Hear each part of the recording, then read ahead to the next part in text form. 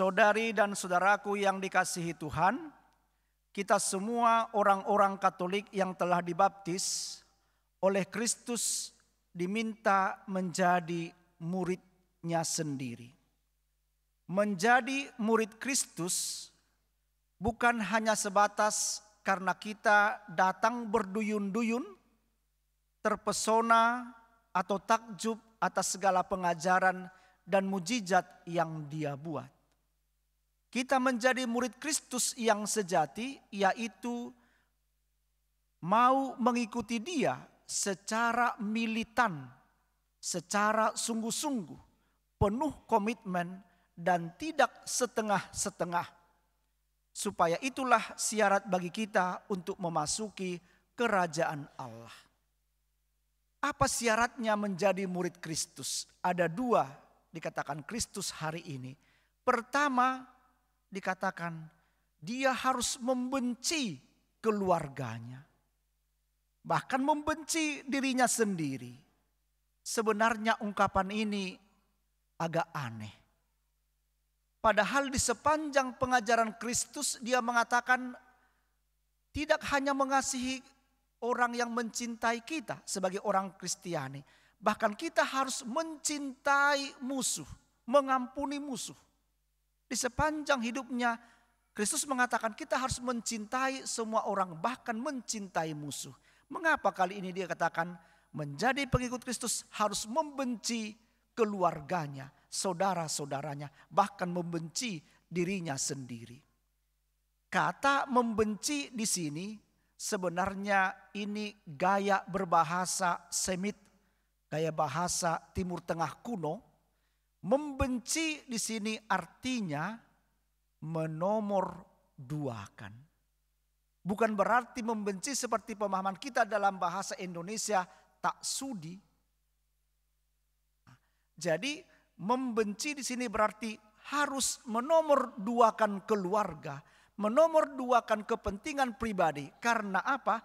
Karena sudah ada nomor satu, sudah ada yang lebih prioritas, yaitu mencintai Kristus, menjadi murid Kristus. Maka ketika kita menjadi pengikut Kristus, kita harus menomorduakan keluarga, membenci keluarga dalam konteks ini. Apa maksudnya? Apa contoh konkretnya kita menomorduakan keluarga? Kalau saya bayangkan mungkin seperti prodiakon hari ini, Anda hari ini bekerja membagi komuni jam 4.30. Tapi ternyata istri Anda, anak-anak Anda lebih suka ke gereja jam 8.30 tadi. Ya sudahlah, bapaklah pergi sendiri misah di sore ini. Dan dia rela. Inilah mungkin contoh kecil harus menomorduakan keluarga itu. Kalau saya bayangkan seperti kami biarawan-biarawati, saya bayangkan sendiri. Saya jauh dari kampung halaman, dari keluarga. Sebenarnya ada perasaan rindu untuk ketemu dengan keluarga. Tapi karena sudah menjadi imam, sudah menjadi pelayan di tengah-tengah gereja ini, harus mematikan rasa rindu itu. Rasa cinta itu untuk demi melayani. Itulah mungkin konkretnya artinya menomorduakan keluarga, menomorduakan kepentingan diri kita sendiri. Mungkin Anda hari Minggu ini sebenarnya lebih suka olahraga, lebih suka jalan sore, lebih suka bermain-main dengan hewan kesayangan Anda. Tapi karena Anda ingat ini hari Minggu, hari untuk menyucikan Tuhan, Anda berani menomorduakan semua itu dan tetap datang ke gereja. Maka lumayanlah, sudah ada peluang kita untuk menjadi seorang pengikut Kristus yang sejati. Syarat kedua ialah harus mau memanggul salib.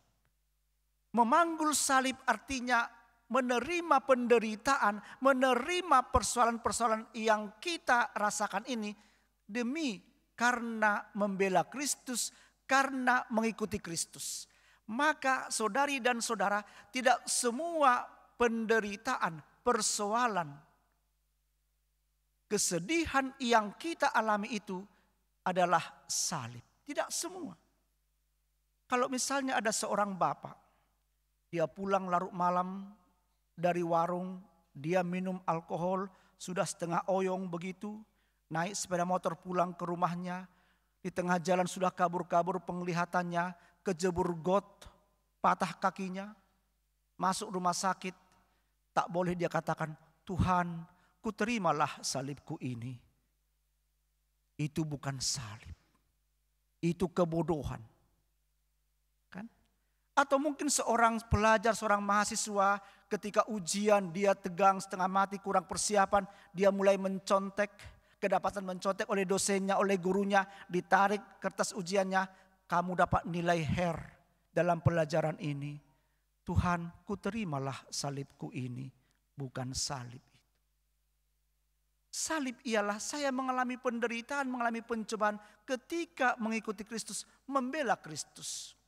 Apa kira-kira contohnya? Ya mungkin ketika Anda sebagai ketua lingkungan, sebagai kaling, Anda ingin mengurus pernikahan dari salah satu umat Anda di lingkungan Anda. Ada sedikit persoalan. Romonya mengatakan harus ini keputusannya A. Padahal pengantin dari lingkungan itu berharap inilah yang diinginkan C. Maka sebenarnya tidak ada kesepahaman, tidak ada titik temu. Maka pengantin ini bersama dengan orang tuanya mengkritik Anda sebagai kaling. Kaling kita ini tidak bertanggung jawab, tidak membela kita katanya.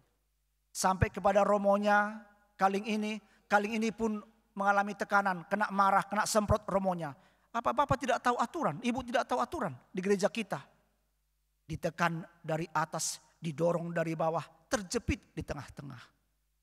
Demi membela Kristus, mengikuti Kristus. Inilah salib. Ketika Anda seorang pelajar, seorang mahasiswa, di tengah-tengah Anda banyak agama lain, Anda sendiri Katolik. Ketika doa bersama, mau makan bersama, berdoa, yang lain tidak buat tanda salib, Anda sendiri Katolik buat tanda salib. Teman-teman Anda mulai mengejek, kamu kok mau berdoa kok tusuk-tusuk badanmu. Kenapa? Karena membuat tanda salib. Inilah salib itu, karena membela Kristus, mengikuti Kristus. Maka saudari dan saudara, mari menjadi murid Kristus yang sejati. Van Gogh, seorang seniman yang sangat terkenal dari Belanda, dia pernah mengatakan, jangan pernah tanggung-tanggung memberi diri pada apa yang telah kita pilih sebagai jalan hidup kita. Hidup hanya sekali. Kita memilih sebagai seorang Katolik, sebagai murid Kristus. Mari menjadi murid Kristus yang sejati. Penuh komitmen, berani memanggul salib, berani menomorduakan apapun. Bahkan kesenangan pribadi dan menomorsatukan Kristus di dalam hidup ini. Amin.